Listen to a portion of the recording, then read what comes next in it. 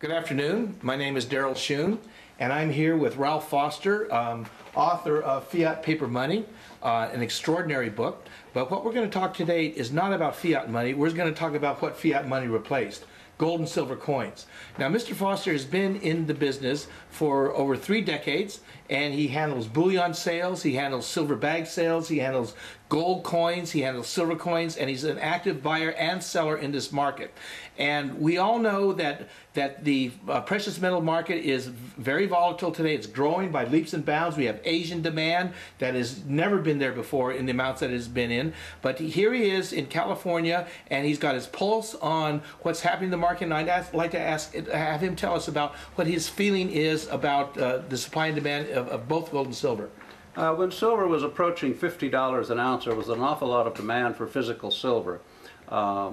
I had an investment advisor who owns a business, financial advisory business in Pittsburgh, Pennsylvania, call me, and one of his clients wanted to buy a few bags of 90% silver.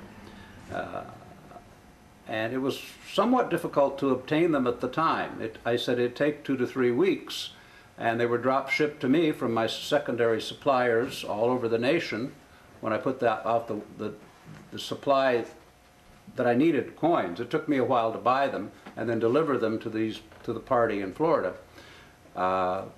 Usually it's quicker? Usually I can get it from local sources. Oh, okay. But they were out.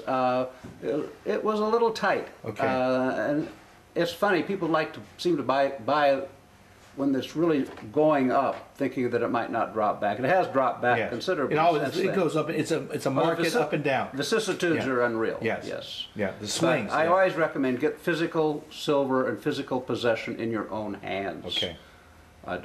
Just take possession and deal with a dealer who will give you the possession. Sometimes they can't do it, but if they've been in business for 2 or 3 years, you'll get your coins. Generally, you'll get your coins. All right. So, do you see where we? Well, we've talked about this before, Mr. Foster, about Ralph, on where we are on the curve. That at a certain point, as we approach, as the economy starts faltering more, which is beginning to now, we're now at a point where they pushed through QE2. All right, they put another $600 billion into the system of liquidity, and it hasn't worked. Now it's starting to drop off once again, which is exactly what happened after QE1.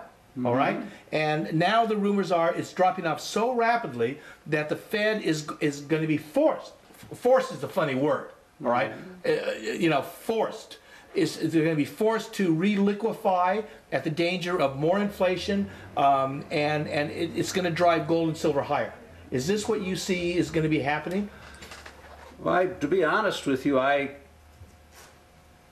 am more interested in what has happened in the past, about my book addresses, and how you should prepare that you're not in a situation where you don't have anything of value to exchange for what you need at any time in the future. That's why I like gold and silver. But to go over these current market trends, I just must avoid them. I work on a day-to-day transaction in my business. Right now I sold a few Krugerrands, 10 of them, and I have to get the coins to deliver to the man next week.